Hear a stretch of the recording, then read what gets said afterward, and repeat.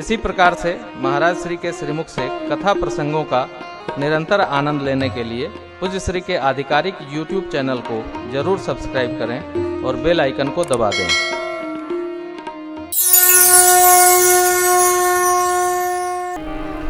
हरे रामचरित सब आए प्रेम पुलक लोचन जल छाय। श्री रघुनाथ रूप परमानंद यमित मगन ध्यान रसदंड जुग पुनि बनवाहिर कीन रघुपति चरित महेश तब हर्षित भर। झूठ सत्य जाय बिन जाने जिमि भुजंग बिजुरज पहिचान। जागे यथा सपन झूठ भी जिसको जाने बिना सत्य भासता है और जिसको जान लेने पर झूठ दिखाई पड़ता है, सत्य का बोध हो जाता है। देवी ओ मेरे प्रभु बंदम बाल रूप सोई राम सबसे जपत जी सुना मंगल भवन अमंगल हारी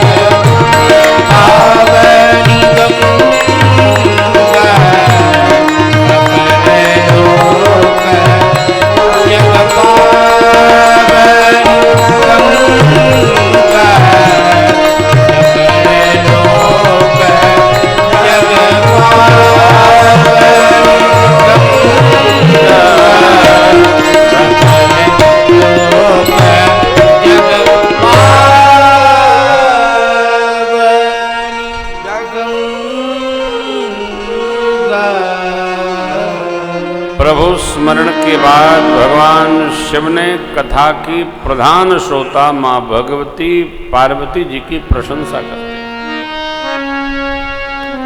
क्या कहते हैं? धन्य धन्य गिरिराज कुमारी तुम समान नहीं को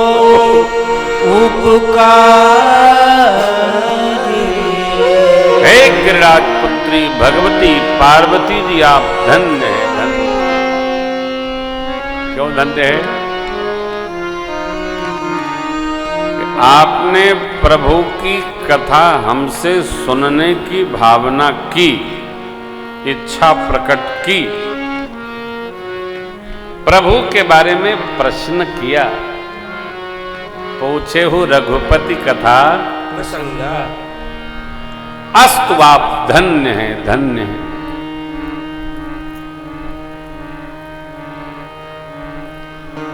आप सभी को जो आज के दैनिक यजमान हैं, कल जो दैनिक यजमान थे, और आगे के दिनों में जो दैनिक यजमान बनेंगे अथवा जो भगवान की कथा सुनने के लिए ललायित श्रोता स्वरूप में उपस्थित हैं, आप सभी लोगों को बहुत बहुत धन्यवाद, धन्यवाद, धन्यवाद। काहे धन्यवाद? क्योंकि आपने भगवान की कथा सुनने की अपने अंदर ललक जगाई। आप जितना प्रेम से सुनेंगे उतना अत्यधिक अनेक प्रकार के लाभ है। श्रोता जितनी श्रद्धा से, सुमति भाव से, सुचिता पूर्वक, स्नेह पूर्वक सादर श्रवण करता है, वक्ता को उतना ही आह्लाद उत्पन्न होता है और वक्ता उसी आह्लाद भाव में भगवान की कथा नाना प्रसंगों के साथ उपस्थित करता है। इसलिए भूत भावन भगवान कहते हैं, देवी आपको धन्यवाद, धन्यवाद, धन्यवाद। आपने वह कथा पूछी जो सब लोगों को पावन करने के लिए गंगा जी के समान है। सकल लोक जग पावनी गंगा, ये कथा जैसे गंगा जी गोमुख से चलकर गंगा सागर जाते जाते जिन जिन नगरों में निकलती हैं, नगरों से होकर गुजरती हैं, चलती हैं, उन सभी नगरों को गंगा जी तीर्थ बना देती हैं। और भगवान की कथा भी जहां जहां गाई जाती है भैया, वहां वहां वो नगर तीर्थ बन जाता है। सारे देवता लोग वहां करुणा पर पूर्वक आते हैं। तीर्थ का अर्थ क्या है? तो जो तार दे, जिस स्थान पर बैठ जाने से स्थान भी तारने की क्षमता रखता हो, उसको कहते हैं तीर्थ। अरे चला हो जरा तीर्थ करिया में, ये भी ध्यान रखिएगा। तीर्थ भी शरीर में, इंद्रियों में शक्ति हो तभी निपटा लेना चाहिए। रिटायर्ड होंगे तो तीर्थ करेंगे। रिटायर्ड देखिए, टायर्ड माने होता है थका हुआ, और रिटायर्ड माने पूरा दुगुना थका हुआ। जो टायर्ड है वो तो थोड़ा विश्राम करके चल भी पाएगा, लेकिन जो रिटायर्ड है वो क्या चलेगा बेचारा। अस्त घुटने में दर्द हो, कमर में दर्द घुसे, आंख से दिखाई न पड़े, कनवा से सुनाई न पड़े, अथवा उठे नहीं, ये करे, पहले तीर्थ व्रत कर डालिए। जाने के लिए साधन न जुटाना पड़ेगा। आपको एक घटना बताऊं, हम लोग गए थे यमुनोत्री दर्शन करने, बड़ी कठोर चढ़ाई है। तो वहां जो लोग पिट्ठू पर चल के जाते हैं, तो जो दौड़ते जाते हैं बच्चे, वो देख के उनको चिढ़ाते हैं। अब आए जब कब्र में पैर गया है, अब आए जब शरीर पर दम है नहीं, दूसरे के पीठ पर चढ़ के तीर्थ करने आए। और बड़ा खराब लगता है। अपने लोग तो सुनते हैं तो दूसरे के कही बात को सुन करके बुरा लगता है। इसलिए इंद्रियों में जब तक शक्ति है, यावत् चंद्रिय शक्तिर प्रतिहता यावत् चयोनायुष आत्मश्रेयसी तावदेव विदुषा कार्यो प्रयत्नो महान प्रोदीप्ते भवने चकोप खननम प्रत्युद्यम की दृशा। आपको कहीं असुविधा हो रही हो तो हमारे चैनल पर जो नंबर हो वहां संपर्क करिएगा। हम घुमा लाएंगे सभी तीर्थ। हमारा यह काम है, और काम का है। जिधर चाहिएगा उधर ले चलेंगे। जब जगन्नाथपुरी चलिएगा जगन्नाथपुरी ले चलेंगे, बद्री विशाल चलिएगा बद्री विशाल ले चलेंगे। मन बना लीजिए। इसके पीछे एक ठो कारण बा। तीर्थ में आवत जात रहिएगा तो घरवा में भी पूछ बनेगी, और घरवे में घुस रहिएगा तो घरवा वाले कहीं पता नहीं कभी जाई हैं यहां से। इसलिए भी थोड़ा आते जाते बना रहा करिए कि भय बना रहे, न जाने कौना तीर्थ में जाके बस जाए बाबूजी। इसलिए जाते आते रहिए, तीर्थ करते रहिए। हो ये शरीर का धर्म है।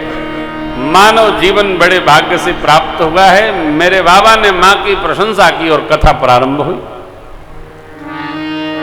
बाबा कहते हैं, देवी राम कथा सुरधेनु सम सेवत सब सुखदान। सत समाज सुजलोक सब कौन सुने ऐसिया। देवी राम कथा कामधेनु जैसी। सत्य समाज में देवलोक में ऐसा कौन है जो कथा न सुनेगा। ये कथा सबको बोध करा देती है। देखिए कहां से पीठ चली है, कैलाश से कथा उतर रही है। कौन सुन रहा है? माई सुन रही है।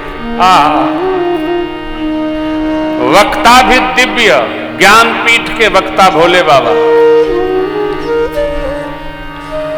और भक्ति स्वरूपा मां भगवती दिव्य श्रोता है। कथा पंडाल में नहीं, कथा घर में शुरू होना चाहिए। देखिए मेरे बाबा घर से शुरू किए। माई ने पूछा बाबा शुरू हो गए? कहते हैं बाबा देवी सावधान होकर सुनिए। मां का पहला प्रश्न है निर्गुण भगवान सगुण स्वरूप में कैसे आए। बाबा बोले दोनों एक है, जैसे बर्फ और पानी दोनों एक है वैसे सगुण निर्गुण एक है, अलग अलग है नहीं। बच्चों को जो बर्फ गर्म लगता है हो भाप निकलता है, बच्चे कहते हैं बाबा ये बर्फ गर्म बा। बाबा कहते हैं जाड़ा का मौसम बा बर्फ खइबा त खांसी होई, ठंडा ना खाए के। बच्चे कहते हैं बाबा अरे देखा मैं धुआं नहीं करत बा गर्म बा। ठीक इसी प्रकार निर्गुण सगुण स्वरूप है। जो निर्गुण है वही भगत प्रेम बस सगुण सोई। भक्तों के प्रेम बस जैसे भगवान निर्गुण से सगुण हो जाते हैं, उसी प्रकार भगवान के भक्त लोग बोध प्राप्त कर लेते हैं। निर्गुण सगुण दोनों एक है भैया।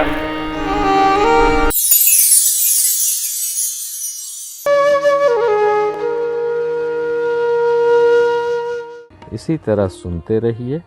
चैनल को सब्सक्राइब करिए, बेल आइकन को दबा दीजिए और पुण्य अर्जन के लिए अपनों में शेयर करिए।